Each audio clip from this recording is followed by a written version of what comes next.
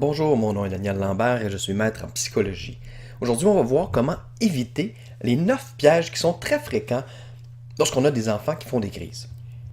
L'idée, ce n'est pas de se juger. Sachez d'ailleurs que j'ai moi aussi eu un enfant difficile et c'est encore plus facile de tomber dans les pièges avec des enfants qui argumentent sans cesse, qui refusent de faire des choses, même les plus simples, qui pleurent, qui crient, qui frappent, qui ragent, qui mordent. Pourquoi c'est plus difficile? Mais parce que on est tout simplement lessivé, siphonné. Alors, on ne se juge pas. L'idée, c'est de 1. Prendre connaissance des pièges. 2. D'être honnête envers nous-mêmes et de trouver les pièges dans lesquels on est tombé pour, finalement, 3. Prendre la solution de ne plus y retomber. Le premier des 9 pièges à éviter, c'est de vouloir corriger tous les comportements désagréables de votre enfant en même temps. C'est un piège bien attirant, bien sûr, parce que on est épuisé. On voudrait enfin avoir le calme et de plus en plus, tout nous énerve. Souvent, plus le temps passe et moins on comprend pourquoi notre enfant agit de cette façon-là. Mais vouloir tout changer en même temps, c'est une erreur. Voici pourquoi. Si vous vous mettez à reprendre votre enfant chaque fois qu'il n'agit pas bien et qu'il a beaucoup de choses à améliorer, qu'est-ce que ça va faire? Ça va faire que, 1. Votre enfant va risquer de conclure qu'il ne fait pas grand-chose de bien, qu'il vous déçoit plus souvent qu'autrement et peut-être même que vous ne l'aimez plus.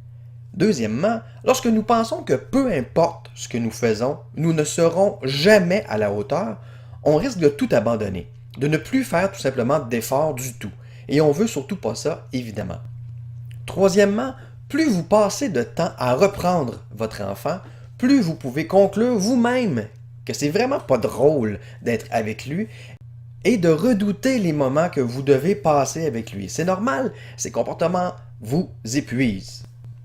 Finalement, le problème, c'est que plus on perçoit une personne négativement, plus on va risquer de voir ses défauts en premier et d'ignorer ses qualités.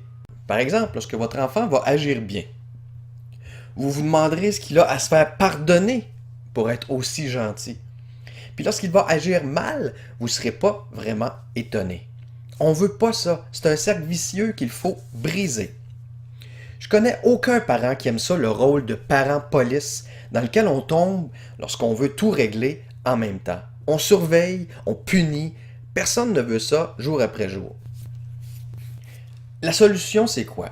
Pour sortir de ce rôle-là de parent police, il faut changer les comportements de votre enfant, oui, mais graduellement, un à la fois.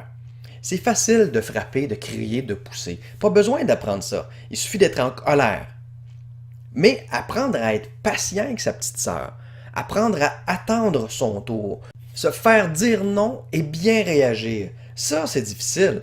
Ça s'apprend, mais ça demande du temps.